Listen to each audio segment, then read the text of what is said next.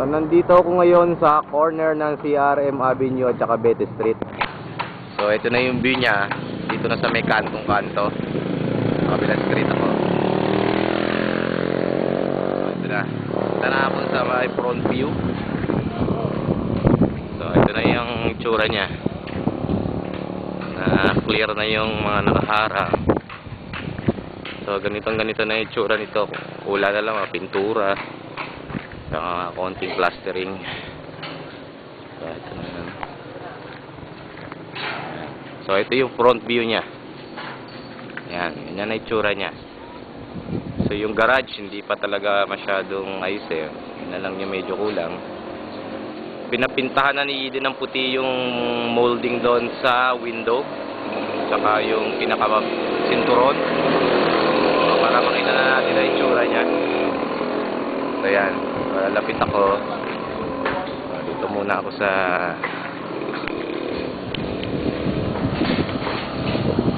so yan na yung bagong fence. Plastering na lang at saka yung mga bakal na lang ang kulang dyan. Bawat poste may nakaabang siyang mga electrical wire para sa lighting. Sa dalawa. Tapos eto na yung service gate. Pasok doon sa main door. Ito na yung detail.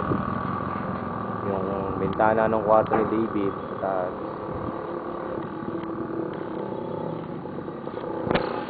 Taas tayo sa loob. Tingnan natin yan.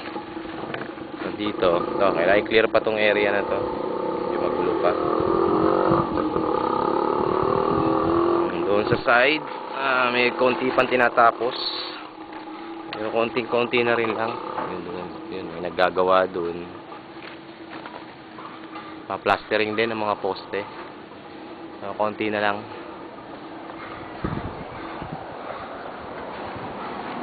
Terrace.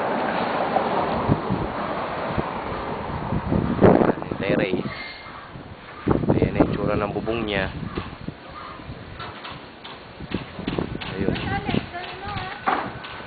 So yung molding doon sa may CR doon sa taas, doon sa closet, ayun, may pintura na rin.